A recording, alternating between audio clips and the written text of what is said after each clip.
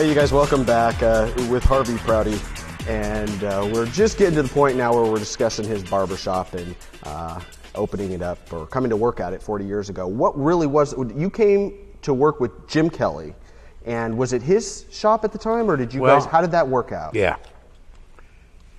Jim was over on another, on 2nd Street. See, in 19, somewhere in the late 60s, a lot of people, I went to California to make my fortune. Oh, yeah.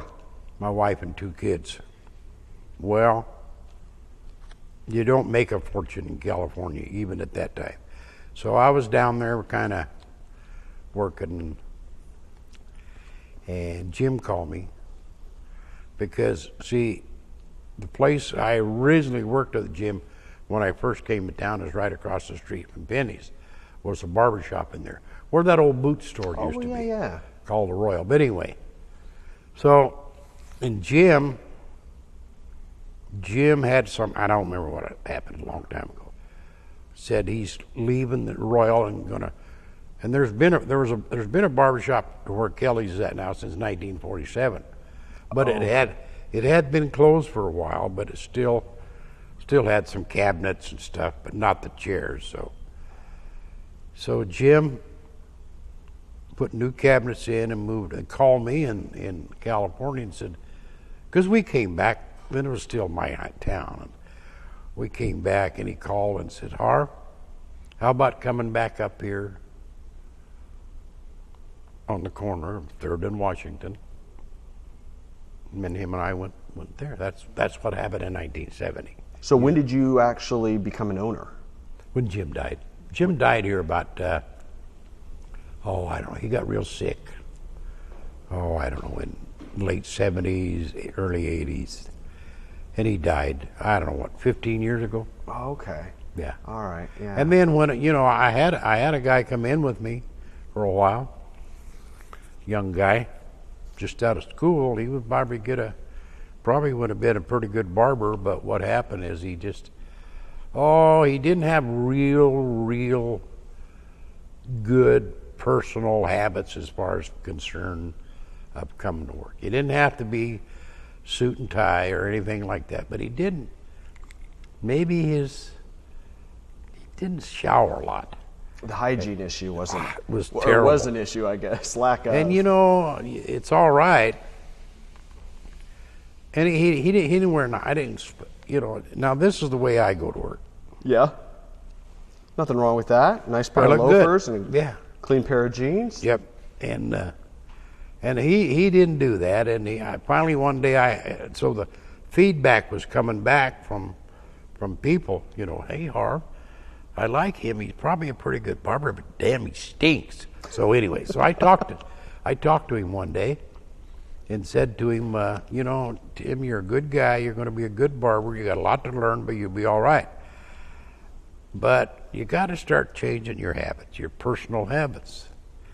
Just little nicer clothes, and so that sort of thing. And so he lasted about another week. And one day on Wednesday, I remember it was Wednesday. He said, "I'm going home. I don't feel good." Okay, go ahead. He boogied out, and I never seen him again. Oh, really? I owed him some money. Come back. I worked the rest of the week, and Sunday I came back through town. I was out somewhere, pancake house. I come back. I had to go to the bathroom, so I stopped in the shop, and all of his stuff was gone. All these tools, with a note on the counter saying, "Send me the money that you owe me for working Tuesday and part of Wednesday." Well, I called 2 or 3 times. It wouldn't answer, wouldn't call me back, and I said, "Nope, not send him the money. He won't give me no explanation." But I found out later, through a friend of his family, that I was mean to him. Well, hell, I don't have a mean bone in my body. I'm not big enough to be mean. Yeah, you're not big enough to be mean. I'm too old and out of shape, even back then. What about this retirement? How's this working out for you?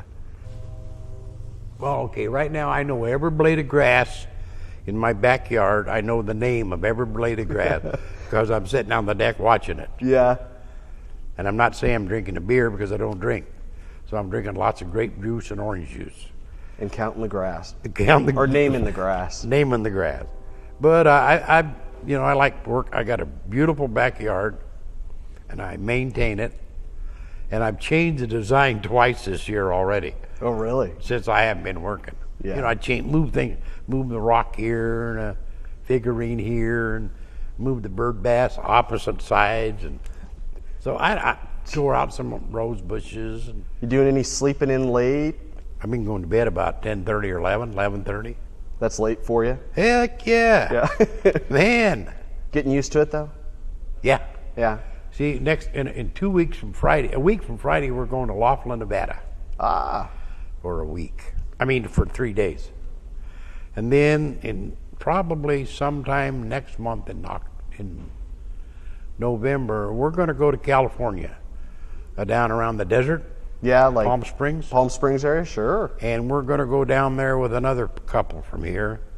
What do you do? Just get out there and get your suntan on when you're down there? John, what we do is what you see. Yeah. What I see here is what you do there, That's what we do, nothing. Go down on the beach, lay around on the beach, BS with people. I met a lot of new friends down there in the last 10, 12 years. People from the Midwest, Iowa, I don't know, just everywhere. Yeah. And we go in February because all these people that we've met are all going to be there in February. And so you kind of have a yeah. whole group of friends that you catch up with down there. Stay at the same hotel. Only stay at we've been going 12 years, I think. And it's got 300 rooms. And we've only stayed in 4 rooms. So you got a few more trips to make then. Well, no. That's the rooms that we request. Oh, okay. So you always stay in the same 4. See, Jose, one of the bellboys there, become a good friend. So now, when we get ready to go, I call Jose and say, when he's working like today, call him, Jose, we're coming down. Yeah, I know, Harvey. When you be here? I tell him, you want room 4156, 4155, or in the number 3 building up about mid-level. All it does is be kind. Maybe I'll slip Jose a 10 or 20, and then I go get the head reservation clerk, slip her 10 or 20, and then I leave, and the next year they know that you got the system worked out. You scratch my back and I'll scratch yours. Exactly. That's what it's all about. Well, hey, thanks for coming on. And you enjoy this retirement. I will. It sounds like you got a whole lot of nothing to do, and you're enjoying that quite nicely. Well, good deal. Well, hey, thanks again. All right, bud. Take care. All right. Thank you guys. We'll catch you next time right here on Localite. John Compton here saying thanks again for watching. And remember, if you've got a guest idea, let us know. Just visit localite.com.